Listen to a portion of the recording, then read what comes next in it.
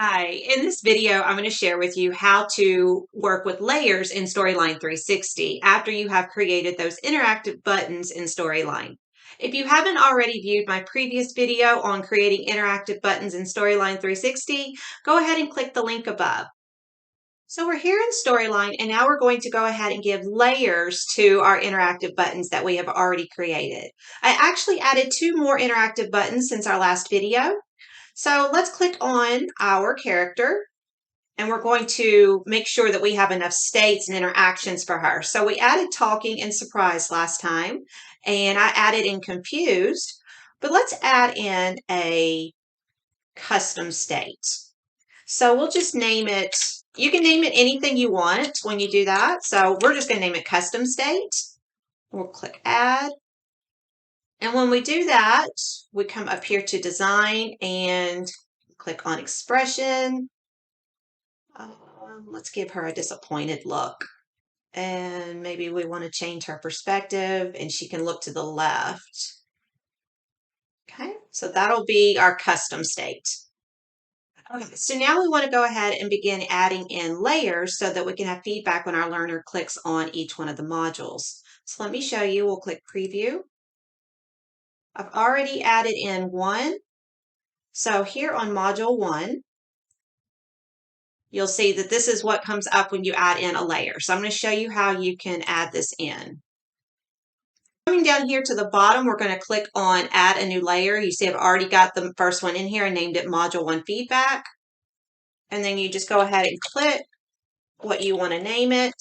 So we'll just put module 2 feedback. Okay, so now we're going to go up here to insert. And you can put any shape that you want. I usually just stick with rectangles, making it simple, but any shape that you want to do, put your feedback.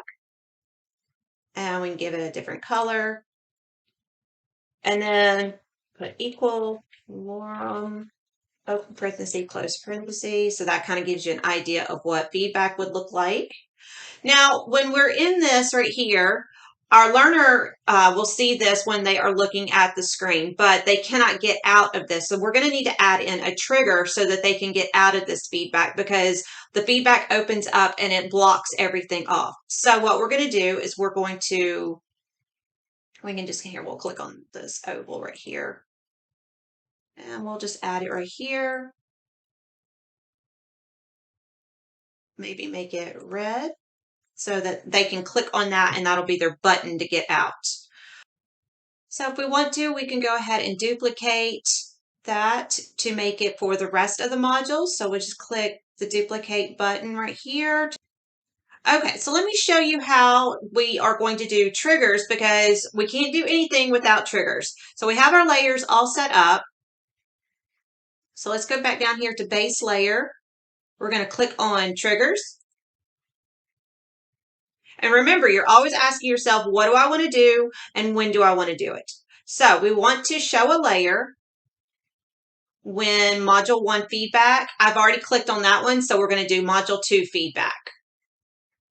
And then this is when the user clicks rectangle 2. So we want to make sure when user clicks rectangle 2. So we see what we're doing and then when we're doing it.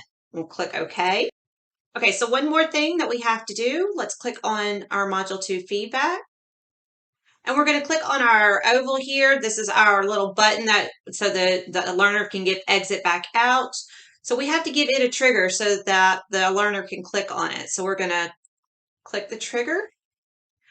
Now what we're wanting to do is hide a layer. So that's the third most popular thing here. So we're going to click hide a layer, and it's this layer that's selected when the user clicks the oval 1.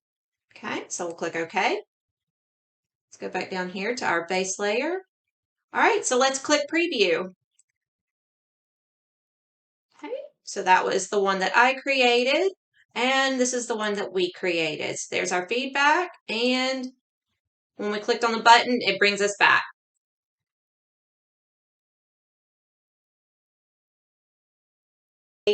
So that was just a basic way of how you can create layers when you are putting in feedback in Storyline 360. If this was helpful for you, please like and subscribe to my channel for more videos like this. Thank you.